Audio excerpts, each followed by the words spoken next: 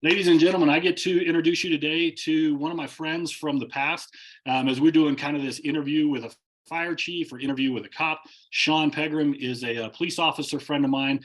We actually did church together for several years. We also mentored men together. I love Shawn. He is probably one of the healthiest men in law enforcement that I've ever met. I say that genuinely. And so I can't wait for the conversation today, because I think those of you in the law enforcement community are going to see somebody who's figured out not always how to do it perfectly, but definitely how to do it well. And so a little bit about Shawn before we jump in. He's been with the Spokane Police Department since July of 2002. So going on a little over 20 years right now. 11 years as a patrol officer, was an FTO. For those of you that don't know that acronym, it's a field training officer. Some departments call it a PTO, a patrol training officer. 4 years as a bomb tech, an explosive detection canine handler. 6 years in investigation. 5 of those were special victims, sex crimes, and assisting major crimes with OIS investigations. 1 year now with the federal task force, doing drug trafficking, human trafficking, gangs, those kind of things, which is really cool. I was excited when I heard you got to do that. And then as a bomb tech, your specialty assignment since '07 has been, you're kind of a regional guy, right? You integrate with SWAT, and you get to do some of that stuff. Married 23 years to Mandy, who's amazing, just finishing up midwife school, 6 kids.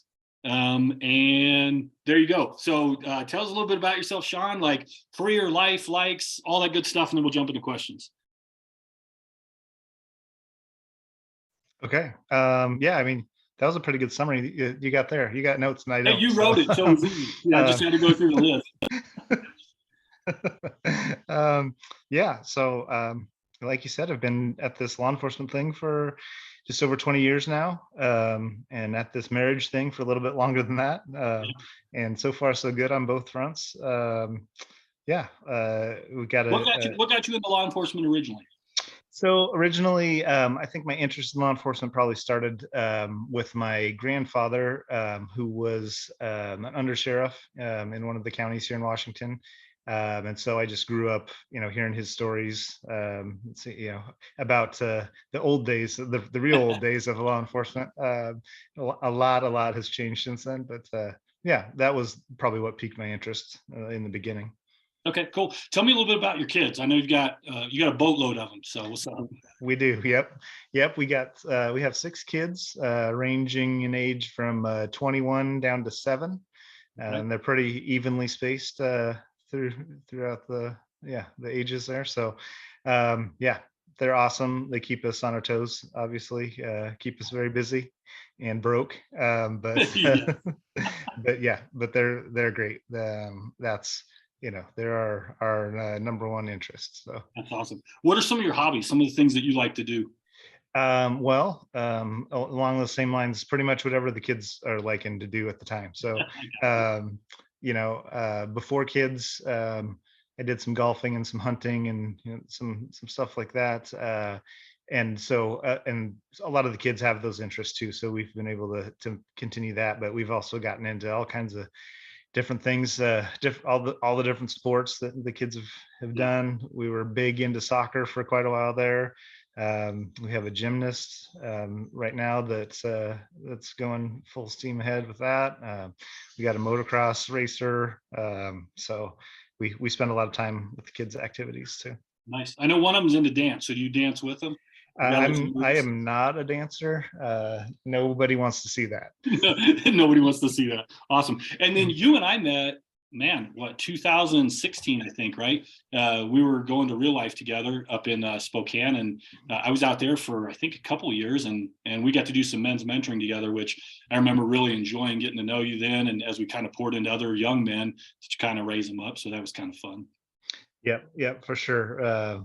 Yeah, that's a good time. We're still at real life. We're very involved there. I'm actually one of the elders there now, and so yeah, we're all in there, and we spend a lot of time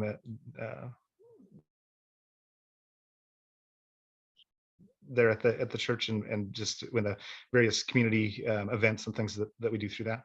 Yeah, and I'll only say this briefly. You can say anything you want to, or nothing at all. I remember my first interaction with you and Mandy was that you guys had heard a sermon on the idea of making room in your family, for people who needed a space. And you guys instantly had done that, and you invited a young guy into your life who is every bit a part of the Pegram family, but you guys made space. And I remember thinking those are pretty incredible people.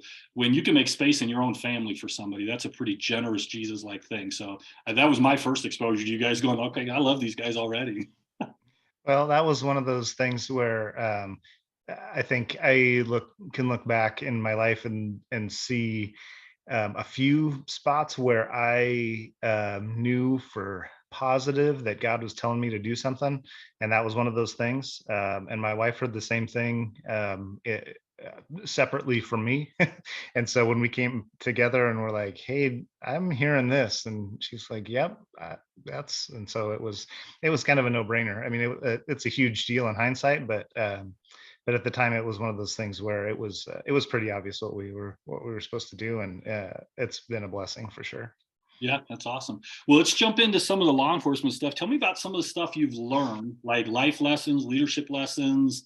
I mean, just really anything that you've learned through your law enforcement career, maybe two or three that stand out to you above the rest. Mm.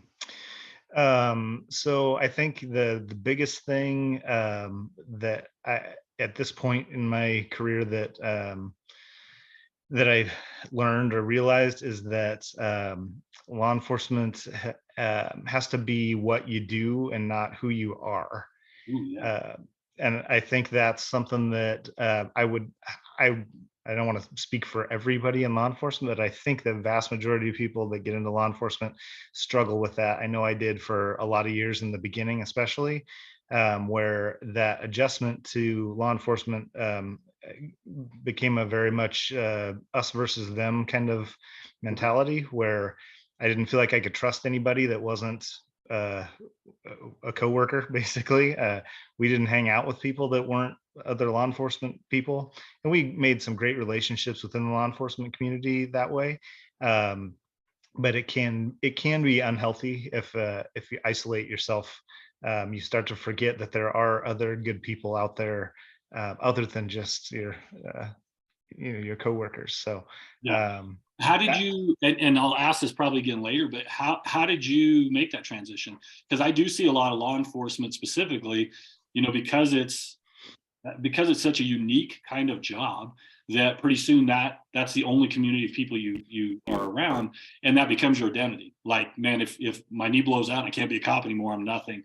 How did you kind of process through that? What were the mm. changes that helped you with that?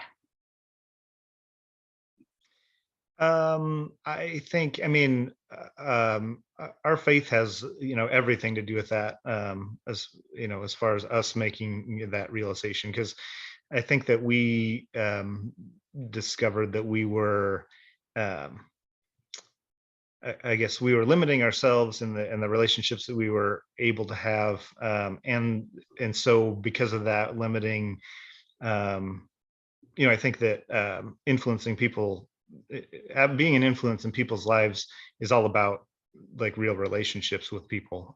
And so we were kind of excluding a huge section of, of our community or the people around us by, yeah, by kind of isolating. And so that was, I think, a big motivator. Is like we can't just stay in our comfort zone, because that's definitely a big part of it. Is you're comfortable and you feel safe around other law enforcement people, I think. And so getting outside of that was a yeah kind of a Yeah, that's big good. jump.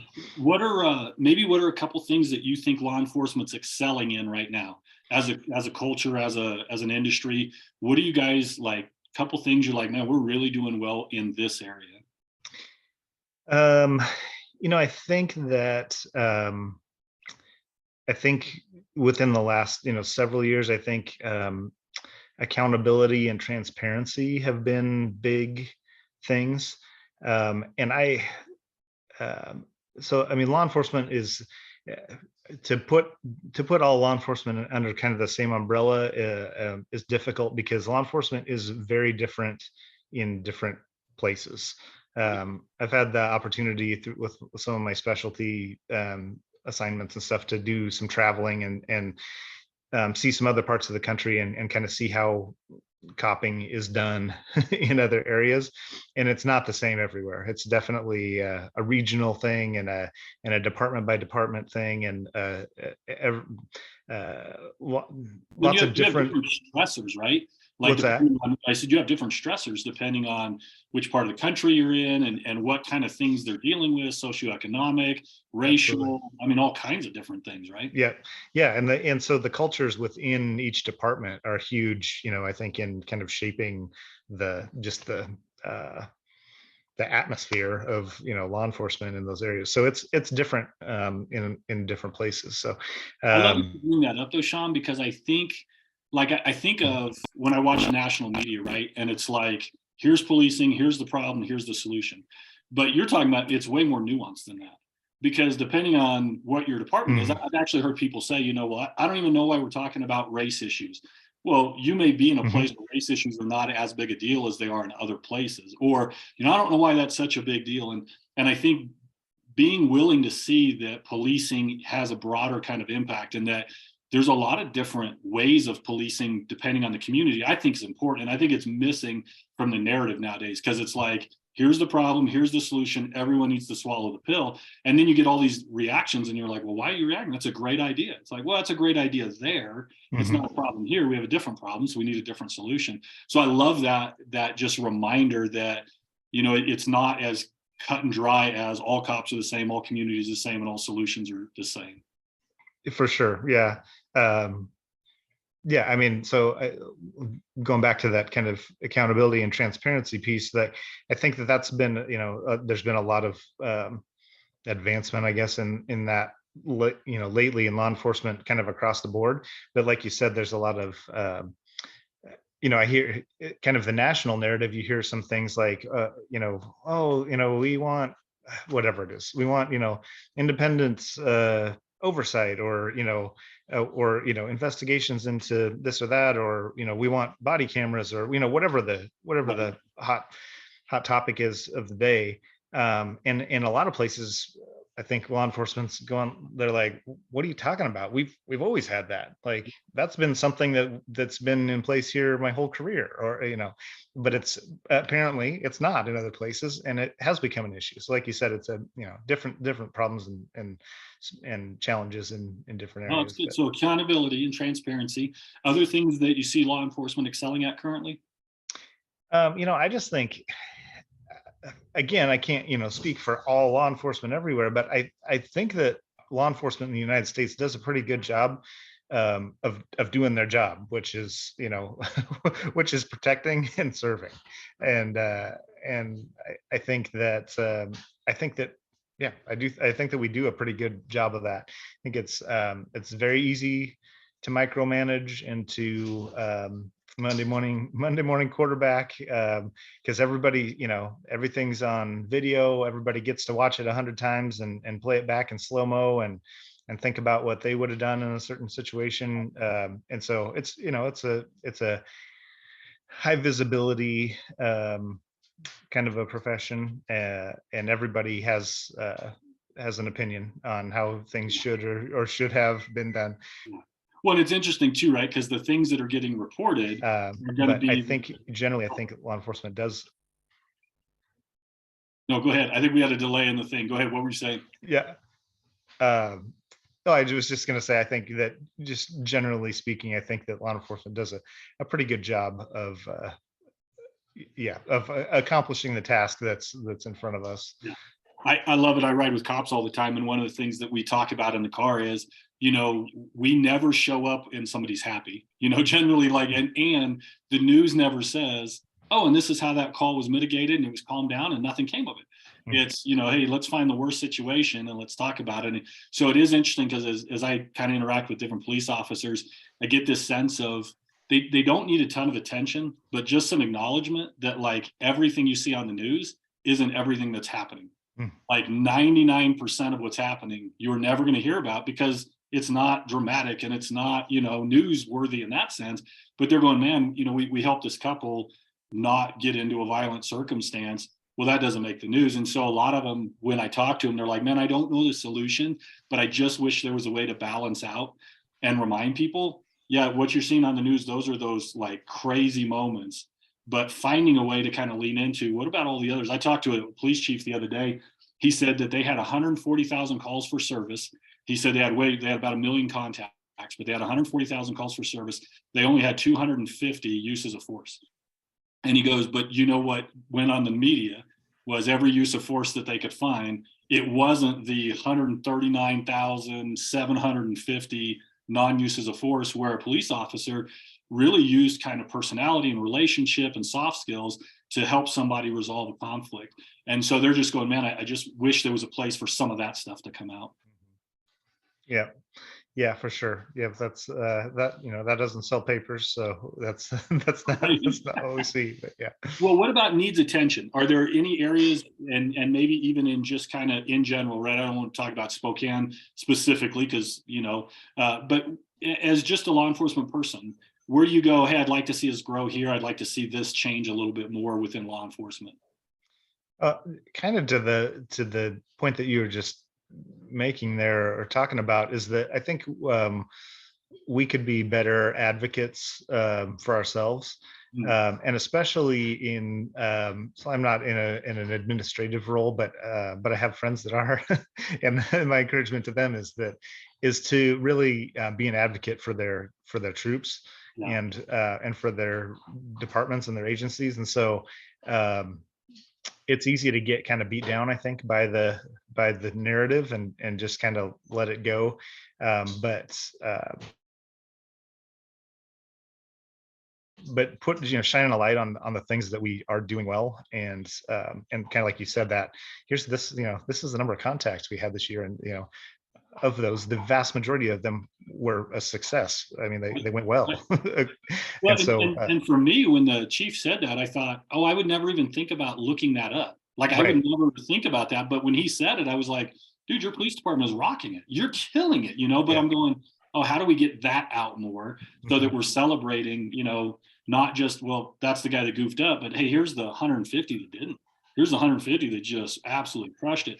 And what I've noticed about celebration within the police department, and this may not be correct about all police departments, but we celebrate privately and then the media criticizes publicly. And I think we've got to figure out how to begin to celebrate publicly as well, and really get it out there. Hey man, here's the 5 officers that had life savings awards this month.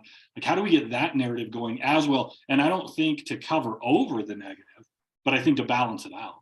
Yeah, yep, yeah. Just give some perspective on, So yeah, it's kind of the reverse of what I was talking about earlier about isolating, within law enforcement. It's like I need to recognize that there's people outside of law enforcement that are, supportive and that, Yeah, are like yeah. good people, and people outside law enforcement need to recognize that it's not just the one headline that you get, you see the bad video replayed over and over again. There's thousands of other law enforcement officers making contacts and doing things right all over the place. Well, in the humanity. So we have a guy out here. I was talking to him the other day. He was a part of a use of force, and the video did not shed him in a good light because he said some things that he shouldn't have said. And it was interesting. I was talking to him about 3 nights ago, and he's acknowledging it. He's like, "Oh man, this is what happened, and I should have done this, and I'm making some changes." And what I think is missing from the narrative too sometimes is the growth.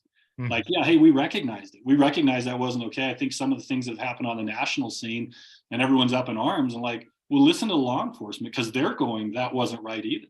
Mhm. So like being willing to go, hey, it's a growing thing. I was talking with another law enforcement person, and they said, imagine any other career field where you're on camera the entire time you're at work.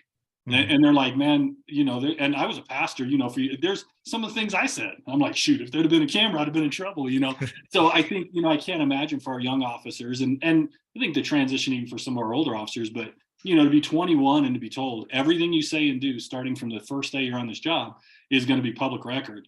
Man, it's not a big area to grow in. And so Mhm. I love our officers who are going, hey, I did it wrong, I'm doing it better. And there are cases where you get the criminal stuff involved, but I think more than not making space for them to grow and going, hey, we don't expect you to get it perfectly. We just expect you to get it better each time. So, what about this? I'm always interested in this. Any beliefs within law enforcement families and people that you go, hey, we probably need to challenge these? Like I heard you say one earlier, which is like, hey, there are advocates, there are people out there who support us, and we need to talk about that and not act like everybody's against us. But are there any other beliefs that you can think of that law enforcement holds that you go, we probably need to challenge that? It's something that we all agree on, but maybe isn't the healthiest thing or the most correct or accurate. Yeah, I mean, I think the thing that kind of comes to mind, I think it's improved a lot in the last decade or so, but just the acknowledgement that um, that this is it's a tough job and it can take a toll on you, and you've got to be able to have some tools to like deal with that, and not just stuff it, like I think it kind of used to be. And like I said, I think that law enforcement in general has made a lot of improvements on kind of resiliency and just being aware of those kind of issues. But yeah, I think there's been a change in culture that way too, that it's become more acceptable to to talk about stuff like that, and just acknowledge that it even exists. Yeah, That wellness is no longer weakness. And right, that's a right. transition that's happened probably, I mean, at least in my estimation, last 10, 15 years, is wellness is about resiliency. It's about lasting. It's about being better. Where I do think, like generation, I know you're a little younger than I am, but generation, we were raised with, suck it up, buttercup. Like, Hmm. you don't talk about feelings because, feelings are for weakness. And now we're going, no, feelings are indicators. And Yeah. so what are some of the wellness things that worked for you so far in your career? What are some of the things that have helped you be healthy or recover or deal with trauma that stacks? Like, what are Mhm. some of the things that you've done that you go, hey, I think this is what's helped me? Because you really are one of the healthiest law enforcement people I've ever met. And like I remember like interacting with you, and I knew you as Shawn, not as a cop. I knew your job was to be in law enforcement, but it never overwhelmed who you were. And I watched you interact with people, and like what were some of the things that you did, because that is, at least in my experience, unique from a lot of law enforcement that I meet who are still figuring it out. What were some of the things you figured out along the way that have worked for you? I think you kind of hit it right there. That's I mean, that's the biggest thing, is just the, I don't know if it's the attitude, or just the realization that law enforcement is what I do, not who I am. And just having an identity outside of that is just really helpful. Because I think, like you mentioned earlier, if everything that you are, and how you see yourself is based on your role as a cop or whatever, then things are going to get hard, and it's not yeah, that's it's gonna be rough, and it takes a toll on the people around you too, Yeah, well, family. and I want to go to the cost question in a minute. I want to talk about what it cost you and others, but first I want to press on, like, give me some real practical ways, right? So David, my son David's a cop. Mhm. He's been a cop about 4 years. I'm going to do an interview with him coming up, which I can't wait for. I think it'll be fun. What would you say to, like, what are practical things? Because David could hear that, right? And he'd be Mhm. like, yeah, Shawn and Dave and those guys I know, yeah, but Mhm. he's not going to know what to do. What would be the practical application of that? So I think just like prioritizing, like time is a big one. So there's, I know guys, and I'm guilty of it too. I'm always bumping up against my maximum vacation hour accrual because I don't take enough vacation. Right. And it's like, you take your vacation, take those days off. Don't miss the family stuff. I understand, obviously, sometimes it's unavoidable, and depending on your assignment, you don't have a choice. But take the opportunities when you can to step away from it, and and put your energy into something else. And if you've got a family, that's number one in my mind, to pour into them, because they're the ones that are with you and for you all the time. um, and then faith is a huge one for me. And everybody's in a different place with that, but I don't know. I don't think that I could have made it this long in law enforcement without my faith. I mean, I believe there's something bigger than this. Um, there's something more important than any of the work that I do. So, and I try to do the work in a way that glorifies God, and um, that's huge. It just gives a different perspective. I think. I think it's easy to get tunnel vision and get so focused in on the job that you lose sight of everything else around it. Yeah. And I what's was reading bigger. a post that Mandy, your wife, had written, I think a year ago, and she was talking about the way that faith has impacted her. Going, you feel called to it, and it was really sweet because she's talking about, when you go out on patrol or on the street, she has all those thoughts and feelings about what could happen, but she also has this faith that reminds her that you're in the hands of God. And it was a really sweet post that just showed how, not in some over preachy way, but just like, hey, this is practically how faith serves her and you in your relationship as you're a cop, which I thought was really sweet. And I thought it was really beautiful that she would share that with other people as a perspective. The other thing, and I love you said it, is the idea of vacation. Almost every cop I know is maxed out on vacation. And what they don't realize is there's a science behind the vacation given to you, right? And it's like, why is it given to you? Because you need it. You need it for recovery. But then there's this idea of, well, I'm just going to stack vacation days and then I'm going to burn out, but I'm not going to understand why I burn out. Well, if your vacation is maxed out and you're burnt out, I can tell you the correlation right away.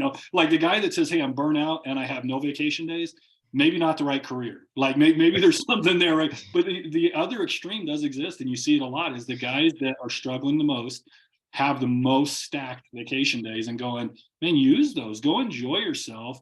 And I noticed with a lot of law enforcement, a lot of the men and women that I meet, they have such a sense of responsibility to the organization that it overrides their health, their mental health, their relational health. And so it's like, well, but if I'm not here, who will be? And in my experience, they'll find somebody. Like they'll work it out, but we take too much responsibility and then it drowns us. And going, hey, measure that. I mean, be responsible, but be responsible to yourself, to your spouse, to your kids, as much as, or more so, I would say, than you are to your organization. Your organization, be faithful.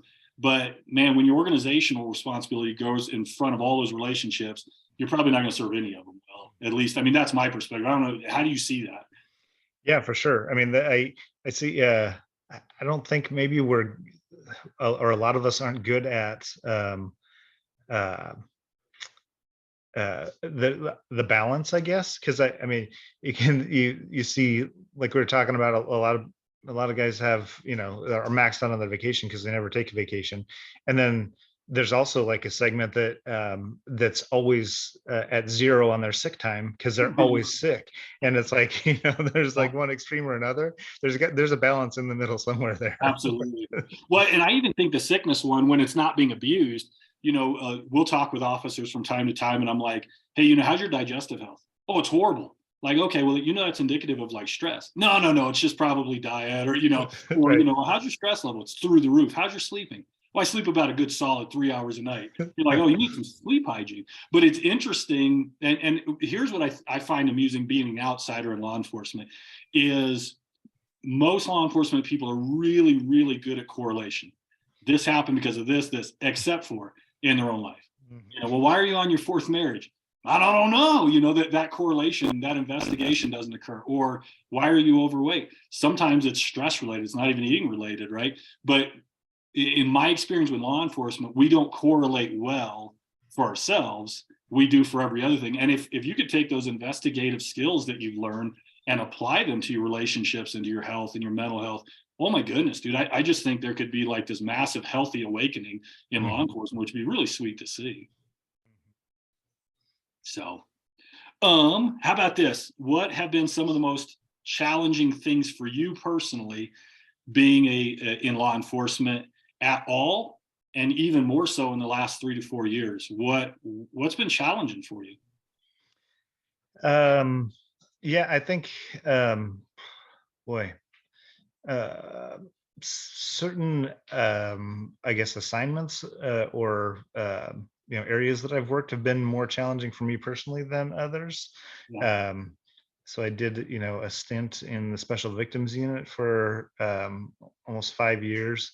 And I didn't realize it at the time, but in hindsight, after moving to a different unit, um, it was really challenging, very, very stressful, Right. and it And there's really, normally a shelf life on some of those positions, right? Because I remember you and I talking, and you were in it for a long time. yeah, yeah, there needs to be a shelf life on some Yeah. assignments like that. Yeah, because it does. It's heavy, uh, and it does wear on you after a while. So, yeah. So for me, and I think, I credit our department because I think that they're aware of that, Yeah. and so they try to mitigate it as much as possible. But there's just kind of, no getting around the fact that it's, especially when it's a consistent, day after day, case after case. They're all very similar, cases, and Well, it and definitely. trauma like that, we talk about all the time. Trauma stacks, and to Mhm. see those heinous things repeatedly, and somebody has to look into them so that justice can be served. But man, I don't think we always think about the cost to the soul and just what it does to see that over and over and over again. So I remember when you finally got off of that special victims unit, and man, I was happy for you because I thought, man, I love that you would carry that for your community, but I love that you didn't have to carry it anymore because it comes at a high cost. Mhm. Yeah, I mean, it was, looking back at that time, like I said, I don't think I really realized it at the time, because I would, if you asked me at the time, I'd be like, oh no, I'm good. Yeah. It's, yeah, whatever. And, but, my physical health suffered during that time. I'm sure my relationships, outside of work suffered during that time, because, those aren't cases that you come home and talk about with the Right. kids or whatever. I mean, Right. yeah. So that was a challenge for sure. Any other challenging things through your law enforcement career? You're like, hey, this was something I had to overcome. It was an obstacle that was really difficult. Um, I don't know. I guess I feel like I've been, pretty blessed. I don't want to say that it's been easy, but it's, um, and maybe it's perspective. I don't know, but just, I believe that even the hard stuff, is there for a reason, and and there's something that I'm gonna learn or get out of it, even if it's just perseverance and just learning to, um, so yeah, I mean, I feel pretty blessed. I feel like I've had a Yeah. pretty good career, as I can kind of see the light at the end of the tunnel now. Yeah. Well, so I mean, like when you look, how far out is that? It's up in the air, at this point, with Mandy just getting done with her, master's, program here in the next couple months. Yeah, we're just waiting to kind of see what, God has planned. We don't know. I didn't want to put you on the spot, but just like there's hope, right? Like you've got this sense of like, hey, I could do all these different things. Yeah, and yeah, and the other thing is that I'm trying not to focus on, like, just gutting it out and like getting through it. I'm trying to be present and appreciate, where I'm at right now, because I don't want to. I mean, my goal isn't to retire and sit at home and put on my smoking jacket and Right. my slippers and just hang out. I mean, I'm not. I got other stuff Right. to You're way do. too So. young for that, man. We live so long now, man. When guys are retiring at 48, 50, I'm like, you got a lot of time left, Yeah. like we'll find some. Well, what is it? Let me ask you this. What do you feel like law enforcement has cost those that you love? Like, I mean, along the way, what's been the price they paid? Because I think sometimes we forget Mhm. they do pay a residual price to, people being in that. What are some of those for your wife, your kids, your friends, other people around you, family members? I think, time is a big one, especially, depending on what kind of assignment you're in. Just the unpredictability, I guess, of it. If you're in any kind of assignment that involves being on call, I mean, Yeah. that's been, I don't know that I don't think any of our kids have made it through life without me being called away from something that was important, Yeah, whether it be a crime should birthday or a have a holiday schedule or and a calendar. It'd be nice if crime had a schedule and a calendar, and you could yeah, like work exactly. stuff around it. Yes, yeah. I've got a birthday party at this time, That's and right. so, If you can hold off on robbing that bank until like 4, then I'm good, so man. yeah, after the soccer game, that would be great. Yeah. So that, and then um, yeah, and probably, and so I guess the unpredictability is part of it, but then just the volume of time too. I mean, there's just, Yeah. a lot, especially with staffing issues and stuff like that. It can be a lot of overtime and long hours and things like that. Well, And and that's then, one that and I'm going to ask you this question because I don't know. I know staffing issues across the country. It's abysmal right now. I mean, like a lot of places are running 75%, 80% staffing. mhm. Was it always that way, or is that something that's more that's relatively new? I think it's worse now. Okay. I think that's always been there to some extent. Like I don't ever remember us being what we would say like quote unquote fully staffed. Right. It seems like kind of always a little bit behind, but it's gotten a lot worse. And for I think a lot of different reasons, but I mean part of it, I mean, our we have a great team that of recruiters and trainers and that work really hard to get great people to to join up. But when I applied um in 2001 or whenever it was, I remember taking the written test at the convention center, and there were about 1,000 people there to take the test, and I think they hired like 6 people out of that group. And now I know they're struggling to get like 30 people to take a test, and can't fill the available spots in the academy. And so, Actually, I was just talking to a department the other day, and they said they had 75 spots to fill, and they were only after background checks able to offer 48. And I thought, man, it is so different because I do remember when it was 3,000 people to convention center for 20 jobs, and if you got one, you're like, man, it's the lottery. yeah, Now where they're going, man, you can't even fill spots. And I do see some departments that are like, well, we're going to lower standards, and I think, well, that can't be the solution. It can't be, lowering unless those standards are unrealistic. mhm. But going, man, we've got to figure it out because it's a good and noble profession. I'll ask you kind of here in just a minute, but I got a couple other questions first.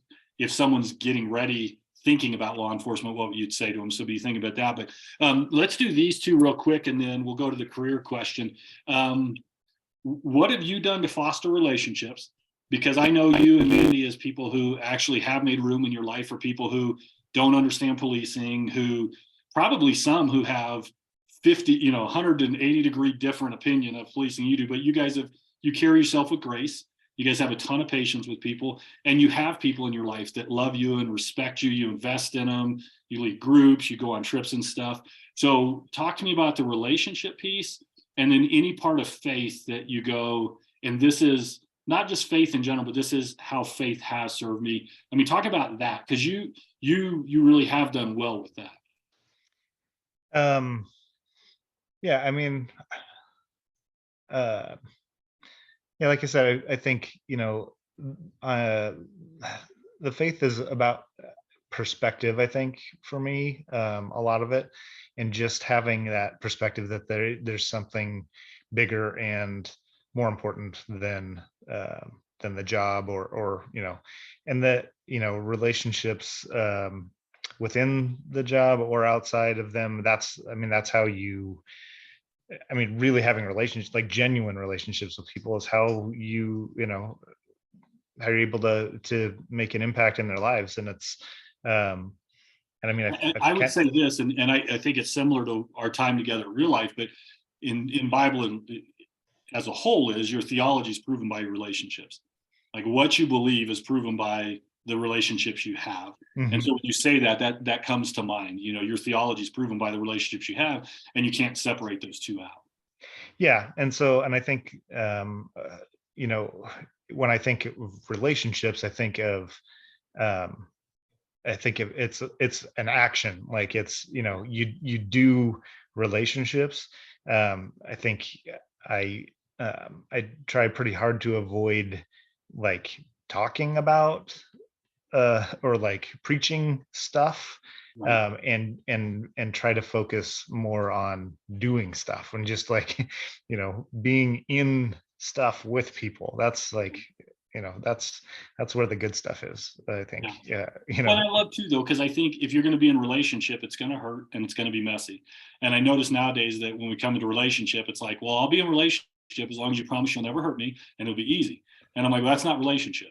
That's a contract. That's some kind of negotiated peace. I don't know what that is, but like I know the people I love the most have hurt me the most, and I've hurt them the most. That it's not easy and it's not simple and it's not clean cut. And I mean, they say stupid things. I say stupid things, right? So, like, one of the things for me that's real big in the law enforcement community is, that I see them have a relationship with each other where they're just, I mean, they'll call each other on their crap, they'll rib each other, they'll hurt each other's feelings, they'll come back and going, we have to carry that into relationships that are outside of law enforcement as well. And so, when the person who has a variant view from you about policing goes off, it doesn't mean they lose value.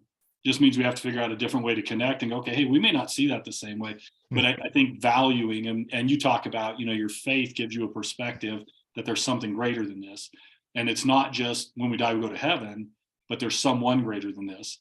And so that someone created them as well. Seeing that value in them, I think draws us to them. I'm curious, like when you were policing specifically in patrol and investigations, did your faith cost you like there? Because I'm going, okay, so you're a good, godly man. You bring hope into a situation, and now you got to be tough with someone. How did you balance like being a faith-filled person in a really dark moment at times? Like, how do you balance? Like, so a joke that David and I have, my son, is he told me once, because I was a pastor for like 27 years. He's like, hey, you got to know I cuss now.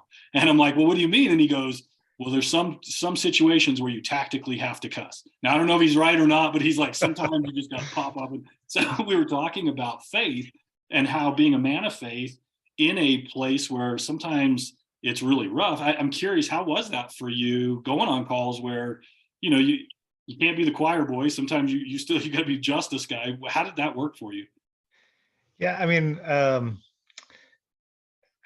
yeah, I guess I think it's just trying to be like even keeled and consistent, and so not getting too far like one way or the other. Yeah. And so, there are, like you said, there are times when you got to do what you got to do, and it's not pleasant, but recognizing, the situation that you're put in, yeah, you got to do what's necessary. At the time, it reminds me of I had a sergeant on, early in my career, on graveyard patrol, and he was a believer, and he would, I'd roll up next to him when he was like on a traffic stop or something in the middle of the night, and kind of our joke was he'd say Old Testament or New Testament, and I'd be like, what are you talking about? And he's like, for the tickets. Oh, should I go Old Testament or New Testament? Is it law or grace? Which Right. one is it, man? They Yeah. get a ticket or they get a warning. I love that. No, well, and you said it, and I do think this is really important, right? Like the settledness you bring before the call has a massive impact on how you handle the call. And I've watched this. I've watched guys that kind of, they're not settled in their kind of who they are and their piece, and they go into a call and they either pop off or they're just like way too reserved. And I've seen the guys like you who will go in going, hey, I settled the matter of who I am before I got here, and I have a piece before I rolled up here that I'm carrying with me into it. And it reminds me, the term of peacekeeper, peacemaker, that idea of your peace officers. And I think what's interesting is we have this sense of, oh, I bring peace. Well, you only bring peace if you had it previously. If you don't have peace when you walk into that room, you're probably just adding to the chaos. But for a young officer to go, hey, the more work you do on yourself to be at peace, the more peace you can bring into a DV, into, a homicide scene, into a traffic accident. And so when you say that, it's really cool because it clicks for me like, oh, the peace we bring with us is the peace we have to offer to others. And if that's lacking, we may just be adding to the chaos. Yeah, and I think when you're saying that, I think that makes a huge difference with your coworkers too, Oh because yeah. they have a chance, to get to know who you are in the, you know, at the substation, writing your reports or whatever in the normal times, and then they know that you're going to bring that same, yeah, I don't know what you want to call it, but yeah, I guess peace is Yeah. a good way to say it, to to the sticky stuff too, and and guys know, I mean, they're, looking back on my career, and even now there's guys that I am happy when they show up, and then there's other people where I'm like, yeah, I gotta, it's I gotta keep an eye, or I gotta, be aware, or whatever, but that, there's people that bring that presence when they show up, and you're like, okay, Yeah. so Yeah. so And and it's so so interesting because that presence comes prior. yeah. That presence is all the hard work you do when no one's looking, right? Yeah. So good. Well, let's do these last two. So one, someone's considering a career in law enforcement. What would you say to them? And then I want to give you about 2, 3 minutes at the end. You can say anything you want, wide open, and then we'll end. But so if someone was considering law enforcement, what would you say to them? Young, old, male, female? So the running joke is that when somebody asks me if they should go into law enforcement, I say be a fireman. Uh, so, All my 'cause- fire chiefs are gonna love that. yeah, because everybody loves a fireman. Yeah. Anyway, Hey, they no, get calendars, right? I mean, what's up? right. You can. I mean, yeah. Yeah. Yeah. There's a lot of good-natured ribbing between law enforcement and fire. At least here there is. But yeah, we make fun of them because they can wear their firefighter T-shirts and put their stickers on their cars and whatever, and nobody's gonna bust out their window or spit on Right? them for being a firefighter. Truth. They go to great lengths to make sure that nobody knows what I do outside of work. Awesome. Uh, but seriously though, people that are considering law enforcement careers, my first thing is to tell them that it's got to be, at least from my perspective, it has to be a calling. Like it has to be something that you really have a conviction about doing, and for like the right reasons. Like it can't be. I don't, at least, and maybe uh,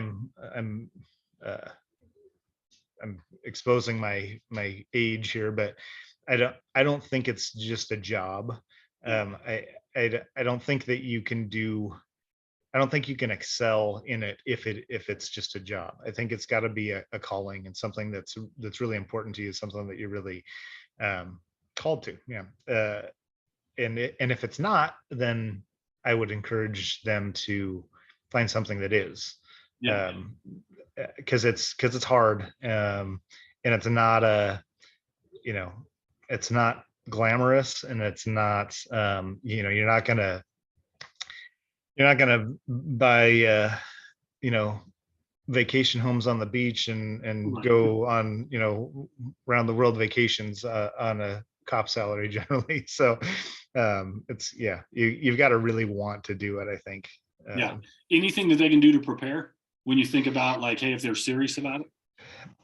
I think just you know obviously, there's some education pieces, and physical fitness kind of things, and just those kinds of things, but I think exposure to it is big. Just like getting, like, if you can do ride-alongs, or if you just can talk to people that have been in it. So explain ride-alongs real quick, because we talk about them a lot. I've talked about them a lot, but what is a ride-along, and how does someone go about, like, if they were going to do it with your guys' department, what would they need to do? Yeah, so with our department, you just have to contact I think it's our community services department that does it now. But so a ride along is basically a chance for you to go and spend a part of a shift with an officer. It's generally going to be a patrol officer, where you're seeing kind of the on the street, kind of what a police officer does with their day. And it's, yeah, I mean, I still remember ride-alongs that I went on before I got hired. I don't remember a lot of the stuff that I've done since being hired, but I will tell you that I see people who went on ride-alongs with me And it's been, 10, 15 years ago, and they're like, remember that one call that we went on at this place and this happened when I was on that ride along? And I'm like, no, I have no idea what you're talking about, but I'm glad that it was memorable for you. Yeah. So but it really gives you kind of a glimpse of kind of what, and some ride-alongs you might ride the whole shift or half a shift and nothing exciting happens, and that's part of it. I mean, that Yeah. it gives you an insight into, like, this is Well, real, and one of the things I've been telling people recently, I've run into a couple people who are asking me about ride-alongs, and I don't think about this because I've done so many of them at this point, but I try to remind them, hey, you're not going to be put in a situation that's unsafe for you. Like the officer is going to pay attention to where you come and where you don't go, and how you interact. Because I actually had a lady I was talking to, and she's like, well, if there's a shooting, am I going to go into the shooting? And I'm like, well, no, we're not. I was like, we ain't doing that. And I know different departments. Like one department I rode with, you don't wear a jacket, vest. Another one is like everyone wears a vest. And my thing is, hey, if you can wear a vest, wear a vest. It just adds a layer of protection. And then I tell them all the time, hey, just don't be in the way, just observe. And they'll take care of you and make sure that you get to see things, but they're also not going to put you in a bad way. And I think that alleviates some people who are like, well, I don't want to be in the middle of it. Like, no, you can just be on the side watching. As a matter of fact, they probably don't want you in the middle of it. Right. So I've been in the middle of a couple that I'm not sure I should have been, where they may have been like, you're a handful. Move up. I tried my Spanish out the other day. They were struggling, and we had a Spanish speaking guy, and they're like, I don't know what to do. And I was like, well, shoot, I'll jump in here. And then the guy thought I knew Spanish, and I'm like, no, I know 3 words, man. I just know 3 words. So, well, let's do this to close. Just want to give you a couple of 2-3 minutes. You can say anything you want to say. It can be, this is what I think about law enforcement. This is what I think about faith. This is something exciting that's happened in my life. Like, I don't care. Just like, as we're closing, what do you want to say? Yeah, I don't. Good question. You ask good questions that it's easy to give answers to. You just open it up like that. No, I don't. I guess. I just appreciate getting a chance to chat with you, and yeah. I'm glad that you asked, and I appreciate you and what you're doing, and I appreciate I feel like ever since we first met, you've been an advocate for law enforcement in one way or another, even if it was just in conversations or whatever. I've always known that. That I have your support. So that's cool. You're one of those. Well, I can't call you a non-law enforcement guy anymore. I'm gonna because of what you're doing. But you have been one of those people outside of the profession that I really value our friendship and our relationship. Which it's good. That's helpful to us on the inside. I love you guys, man. I think you guys are amazing. So, all right. Well, I thank you for the time. I'm going to hit stop on the recording. Love you, buddy.